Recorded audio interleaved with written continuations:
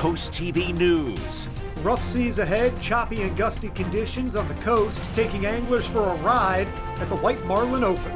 Better tech, bigger fish. Sonar is pointing top teams in the right direction with millions of dollars on the line. CoastTV News exclusive, a one-on-one interview with Congresswoman Lisa Blunt Rochester. We dive into the Congresswoman's bid for the U.S. Senate and her plans for housing and infrastructure. This is CoastTV News at 6. Weathering the White Marlin Open. Good evening. I'm Madeline Overturf. And I'm Charlie Sakaitis. Welcome to our News at 6. We begin tonight with the big fish, bigger prize money, and seas that might make you turn green. It's day 4 in the world's largest and richest billfish tournament, and fishermen can only take their boats out on 3 of the 6-day competition. So they have to strategize and watch the weather.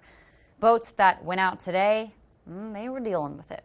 And one fisherman we spoke with say his crew chose to fish the first 3 days of competition to beat the bad weather, but they still dealt with dangerous conditions. He says while the competition is a good time, safety comes first. So literally we had waves coming over this cockpit. We got side 2 fighting the fish, and literally we had an inch of water on the deck, and that's not a good feeling. Due to the weather, the competition was extended until Saturday, making for one extra fishing day if the crews choose to use it. And with those weather conditions in mind, let's dive into the daily boat count from the White Marlin Open. Day 1 had 199 boats on the water. Tuesday turned up the heat with 210 boats. Wednesday is the winner so far, 272 anglers headed out. Today, 196 boats braved the waves there in Ocean City. And let's take a live look now into Ocean City. Our first alert chief meteorologist, Paul Williams, is tracking the forecast. First and foremost, we're going to take a look at the forecast for expectations for tomorrow, and then let's go over why things have been so dicey as of late. First of all, with our White Marlin Open, starting at 6 o'clock, we're starting at 78 degrees with scattered showers. Look for it to become very breezy, about 40 to 45 mile per hour winds at 10 o'clock. Look at this, and that we're looking at a steady wind at 21, an occasional breeze up to 40 to 45 miles per hour with the wind gust. We have a high surf advisory that's in effect for Ocean City right now, and that stays in effect until 7 o'clock. Meaning that we're watching out for deteriorating conditions along the shore. Not only that, but we now have a gale force wind warning. This means we're watching out for 45 mile per hour gust. And in addition to that, we could see the chance of isolated tornado threats as we go into Friday. Now, we'll elaborate more on what to expect on Friday coming up in a moment. Till then, back to you, Maddie. Thank you. And with millions of dollars on the line at the White Marlin Open, how do anglers know where the fish are biting? CoastTV News reporter Kevin Zapay shows us the technology that goes towards tracking down those big money prize fish. Start your engines, hit the sea, and look out for fish. That's what all the anglers are doing right now during the 51st year of the White Marlin Open. But how do boats know where to go to reel in the biggest fish? Jim Moore, who is the general manager at Furuno, explains how their sonar technology helps anglers catch the big prize. Most fishers use an Omni sonar, and the reason for that is it can see fish from 2,000 feet away. So even if you don't directly run over a fish, you can still see it off the sides or in front or behind the boat. And that way it allows you to see the fish and then start tracking it, get your lines over it, and catch that fish. These little blue markings indicate the fish that are below the boat, while the screen helps track the fish surrounding the boat. And once you're off to sea, you could even have an alarm set that will notify you when a specific size fish you're looking for is near your boat. Shane Malik and his crew have this sonar technology on their boat, and he says it is a real game changer. I think you would want one. You don't have to have one, obviously. You can get lucky at any time and, get the right bite. That's why we're all here, praying for the right bite and that we get lucky. But as in any technology, you want to put as much in your favor as you can. But finding fish isn't the only reason to use this technology. It can also help keep you and your crew safe. With the help of AI routing, the sonar technology can detect which areas are too shallow for your boat to sail over. And with dredging happening in July, this has been a known issue in Ocean City. It will also show you future weather conditions coming your way, allowing boaters to sail back to shore before it's too late. And with the storm coming any day now, Moore says this technology will come in handy when anglers are out on the water. As once Tropical Storm Debbie moves in, it's going to be a nightmare out there, and which one of those days is going to be best is as big a gamble as fishing. If you're looking to buy this sonar technology on your boat, it would cost you a whopping $120,000. I'm Kevin Zappe in Ocean City, Coast TV News. I just checked my wallet, Maddie. I don't got that. More competition means more movement on the leaderboard. Here's the big leader in the white marlin category. And we have 2 marlin on the board now. You can see the billfisher in second, waist knot still in first. For blue marlin, the lead is still Lance Blakemore's 897.5-pound haul. The top tuna so far, caught by a blue runner, is 220.5 pounds, and that would be good for a little more than $1 million. Finally, in the dolphin category at 32.5 pounds, it's a fish that's estimated to be worth $124,000. A scary situation in Millsboro as a train and a car collide. Delaware State Police confirmed that a Delmarva Central Railroad train hit a car around 9 a.m. at the intersection of Doe Bridge Lane and Patriots Way. Investigators say a Ford Expedition approaching the tracks didn't stop for that oncoming train. The driver was taken to the hospital. Nobody on the train was hurt. In Milford, east of Route 1 between Cedar Neck Road and Cedar Beach Road, after lots of pushback, a new attempt to change the zoning. The change would allow construction of an off-ramp to aid a new development. Neighbors say they want to see the agriculture of that area preserved. Our family's been here since the Civil War, and we've always farmed here since then, and I'd like to see it continue. But, you know, you throw enough traffic and people into an area, and sometimes it makes some things very difficult. This proposal goes before Sussex County Planning and Zoning September 11th. A new program has $5 million to help Delawareans stay in their homes.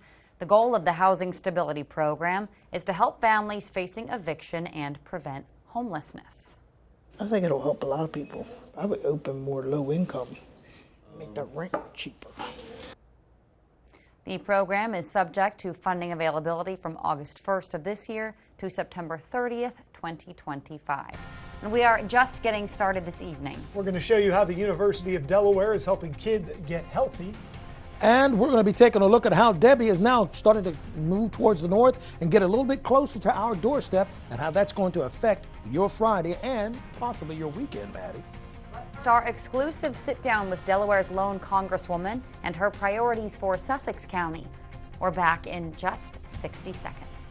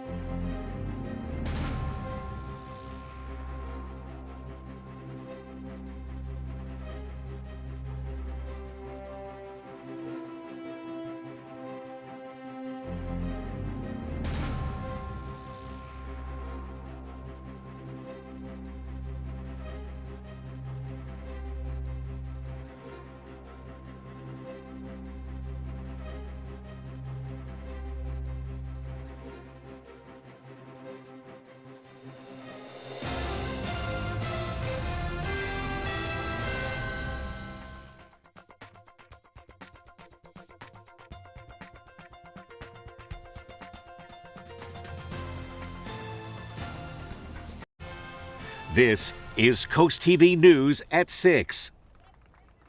Delaware's lone Congresswoman, Lisa Blunt Rochester, is well into her campaign to become Delaware's next senator. If elected, she'll make history as Delaware's first female and first senator of color. I had an exclusive sit-down with Lisa Blunt Rochester. In our interview, the Congresswoman says in this political climate, the first state and Sussex County in particular are key to what she calls her plan to grow the middle class. With your campaign, what do you see the biggest issues in Sussex County? Well, you know, first of all, I have to say it was important for me to start with this interview in Sussex County. I mean, I tell my colleagues in Washington that Delaware is not as simple as you think. We are urban, suburban, rural, and coastal. And so we really mirror the rest of the country. When I think of Sussex, I think of infrastructure. Just the growth and the dynamism of the folks that are coming here. We've got to make sure that we have roads and bridges, resilient beaches, but also make sure that there's access to broadband internet. You mentioned all the people who are moving here, and part of your plan, which really interested me, said you'll lower rent by speeding up housing production and increasing the housing supply. So this would specifically be for affordable housing, like we just saw in Lewis, that Dutchman's Harvest that's going to build certain units. So this wouldn't just open up the floodgates for developers to build $800,000 houses. No, I mean, the reality is, folks that can build an $800,000 house can afford an $800,000 house. But what we've seen is that it's the school teacher, it's the nurses. I mean, I've even talked to BB Hospital about how it's got to be public-private partnerships to build affordable housing, so that some call it workforce housing. One part of your plan, which I thought was really interesting for Sussex County, was about your bipartisan farm bill. Could you tell me a little bit more about that? Right now, people are struggling to put food on the table, and I just met with a group of small businesses. One owned a restaurant, and she said people were complaining the cost of food on your menu is so high. She said, have you gone grocery shopping? She's using the same, to get her products. We also have issues like food deserts, and so creating those opportunities to fill those gaps, but also supporting our farmers. Logistically, it would be what, offering maybe grant programs, training, all the above? All of the above, all of the above. I mean, the great thing about, even with the Farm Bill, we look at things like crop insurance to protect our farmers, but we also look at things like how to create really climate-friendly, environmentally friendly farming, and even using technology. I went to a farm here in Delaware where the woman was in her kitchen showing me on her iPad how she was controlling the irrigation of her crops. Final question I have for you, Congresswoman, is why should people vote for you? Whether you vote for me, whether you like me or not, I am going to do my best to represent you. And I believe that our future is bright. Bright hope is the theme of our campaign. And I just want to bring some bright hope to the Senate, bring some bright hope to Delaware, and bring some bright hope to the country. I also asked the Congresswoman about this historic time in American politics at large and her plan to, quote, go after greedy Wall Street corporations. Now, we'll have that full interview up on CoastTV.com by tomorrow, so stay tuned for that. Here's a look at your golf forecast. We're expecting not so great conditions. It's going to stay cloudy with tropical downpours and very gusty winds.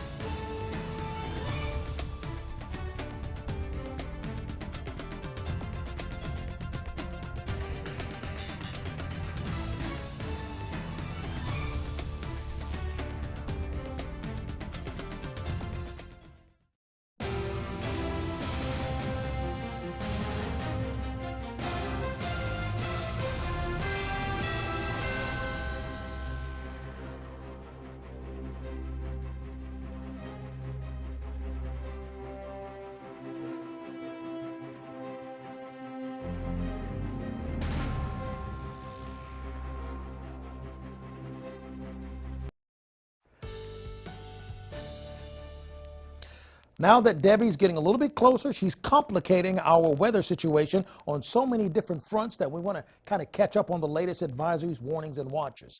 Our dry tech camera in Ocean City, temperatures in the 70s. Now, this is a tropical system that's relatively big and a very slow mover, so the complications go hand in hand with those two situations. 75 in Lewis, 78 Milton, 79 right now in Redden. We're at 80 degrees currently, Georgetown as well as Seaford. So the winds right now, we're going to monitor this closely, coming out of the southwest, relatively light for a night right now, but we have so many wind advisories and all that. That's why we got to keep a close eye on that. So let's start off with a couple of things. Coastal flood advisory throughout Sussex, concerned about flooding because of the outer bands in the first place. That lasts until 6 o'clock.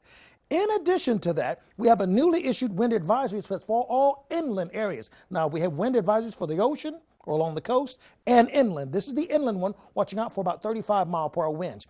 This gale wind watch is now being upgraded to a warning. We're concerned about possibly 40-mile-per-hour winds. And then there's a rip current statement that's active along the entire Sussex County coast. Now, that's just part of it. Then we have concerns for a flood because of flood watch in effect over towards the Cambridge area until 10 o'clock Friday. And we have a flood advisory in effect for Somerset and Wacomico. That's Salisbury down to Westover, down to Crisfield. So we're concerned about the rain. We're concerned about the winds. And just to our south, we have a tornado watch that's in effect because of the outer bands making its way towards us. Remember, it's the eastern, particularly the northeast, but it's the eastern side of this storm where we have the most volatility, the best opportunity for possible severe weather to develop. And this is connected to a stationary boundary, so it's actually helping to swing this out towards the west a little bit more, where it's just trying to nudge out of our immediate area, but it's still close enough to affect us. Debbie is now moving to the north-northwest at 10 miles per hour with sustained winds. It's died down to only 35 miles per hour. The latest tracking is swinging a little bit even farther away from us. This is where we are, and it's swinging like a curveball going around the plate for a ball instead of a strike directly over us. That being said, red alert day for Friday. We're watching out for gusty winds and downpours. Remnants of Debbie getting closer, but we're looking for a wonderful weekend when it's all said and done. So our threat of severe weather, we're at a Category 2. That's going to be for Friday evening, right after about 7:30. You see, because even when you take a look at the rain and the excessive rain output, we're looking for it to stay to our north and to our west. And even as you take a look at the rain outlook, we're looking at perhaps up to an inch in some areas. And then the winds coming out of the south up to like 40-mile-per-hour winds. And the rain, well, we're talking about perhaps an inch or so. Last but not least, we're looking at the last wave of the rain pushing through Friday evening with some isolated cells that could be a bit on the intense side. All that being said, here's a look at your extended forecast. We're at a red alert day for Friday as Debbie gets a little bit closer.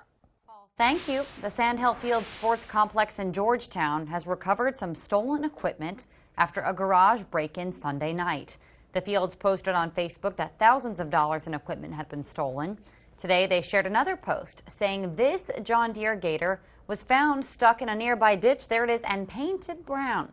The post says workers cleaned up the equipment, called it good as new, but they're still looking for the other equipment and who stole all of it.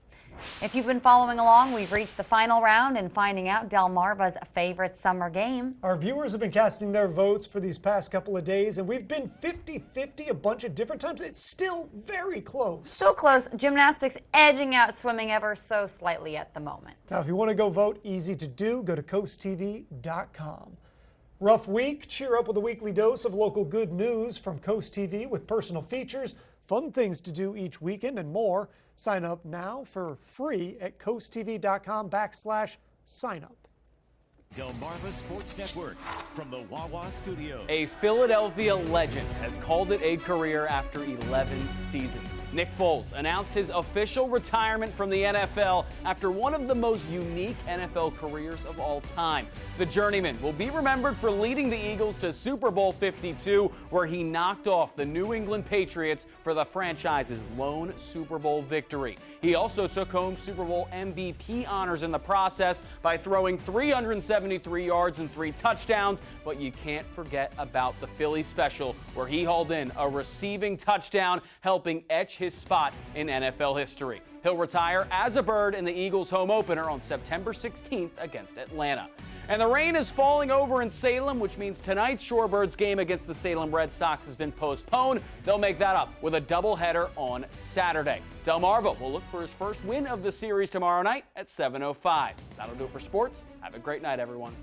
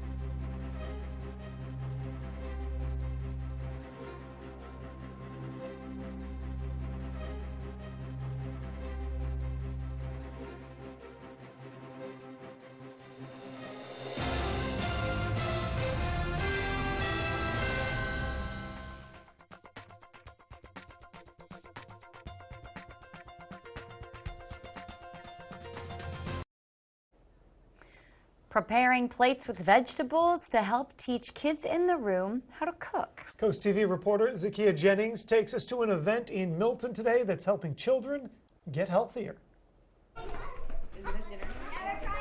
As you walk into this room, you're going to head to this table and pick up 2 activity sheets. That's how the Kids in the Kitchen event begins. Emmeline Acevedo says she learns a lot from these programs. I got to learn a couple things about health and like the food groups. Mary Edwards says it's important for kids to establish healthy eating habits.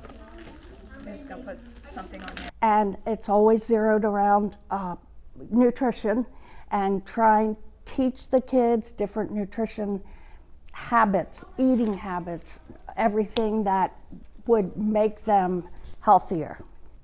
With vegetables like these, the kids were able to create a popular snack like ants on a log. The event will be held again at 10:30 a.m. on Friday at the Milton Public Library. I'm Zakia Jennings in Milton, Coast TV News. Wind advisory in effect for inland areas for 35-mile-per-hour winds along the coast, 45-mile-per-hour winds. Concerned about flooding in Dorchester, as well as concerned about flooding throughout Somerset and Wacomico until Saturday. And last but not least, we have a high surf advisory for Worcester. Actually, it was happening near the White Marlin Open. Finally, here's a look at your extended forecast. Remember, we have a red alert day for Friday. We're looking for winds in excess of 40 miles per hour and at the very least, 1 inch of rain or more. Paul, thank you, and thanks for joining us here for Coast TV News at 6. For more news, more local weather, download our Coast TV News app. The NBC Nightly News is up next. And we'll see you later tonight for Coast TV News at 11. Have a great evening.